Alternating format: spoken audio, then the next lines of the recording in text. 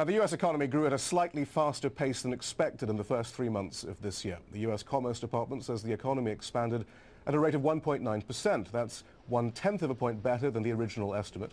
Still, it's well below the 3.1% gain in the fourth quarter of last year.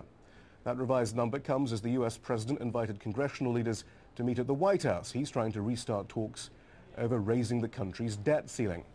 Earlier, I spoke to Pat Garofalo, an economic policy editor at the think tank, the Center for American Progress. He assessed the latest economic growth numbers.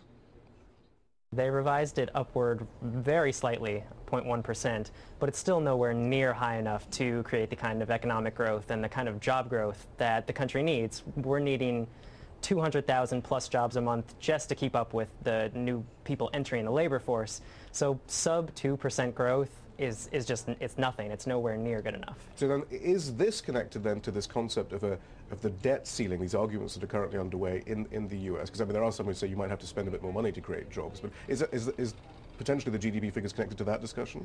Potentially, in the sense that Democrats are now starting to get a little spooked by the low job numbers, by the bad GDP growth, and are tossing around a few ideas about how to spark some job creation. They're kind of small ball ideas at the moment. No one wants to do anything really big, but it does play into that discussion in that even small ball ideas at this point are going to make the deficit bigger. All right, so now explain the concept of a debt ceiling exactly, because it's not a concept you hear about anywhere else in the world, really.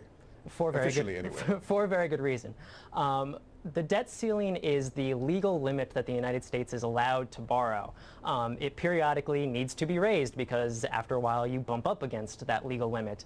If we were to actually hit it, the United States government would legally no longer be able to borrow and would only be able to spend the money that comes in on a daily basis from tax revenue.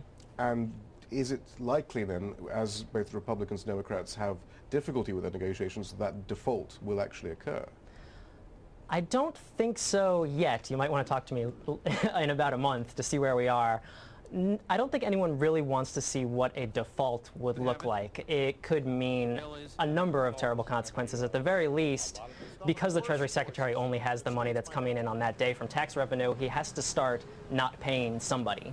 At the beginning, that could be government contractors, vendors, people like that, but eventually you're going to get to the point where he has to decide whether to pay unemployment benefits or Social Security benefits and can only pay one. But do you think that that really may happen, or do you think in the end the paymasters for many of those arguing about this on Capitol Hill, those on Wall Street, those in major corporations will say, hang on, this isn't good for our interests either? I think that is the saving grace in this whole discussion, is that as we get really close to it, the ones who are going to be most affected by this, because it hurts the financial markets big time if the U.S. actually does default, are those in the business community, those in the financial community, those who at the moment are backing the Republicans, that they'll start picking up the phones and saying, hey guys, it's really time to resolve this, you're playing with fire. This is going to hurt us if you don't raise the limit, so cut a deal, any deal, and just get it done. Pat Garofalo.